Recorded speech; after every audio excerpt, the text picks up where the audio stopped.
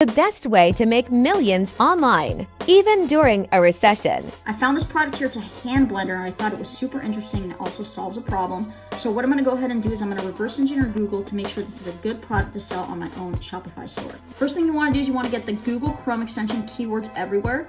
Go ahead and put in the keyword of the product. You want a minimum search volume of 25,000. Here we have 27,000 searches per month for this particular product. After that, you want to go to the Google Trends to make sure that the product sells consistently throughout the year. You want to make sure that it never hits the bottom line and it's not seasonal, where it goes up and down and up and down. This is pretty consistent. From there, you want to go to Shopify so you can start building your own online store. Get a Google Merchant Center account, get a Google Ads account, get this app for your Shopify store so you can start advertising your product on Google Shopping Ads. Then start advertising your product on Google Shopping Ads, which is displayed here. And then start making a bunch of revenue and profit selling products online.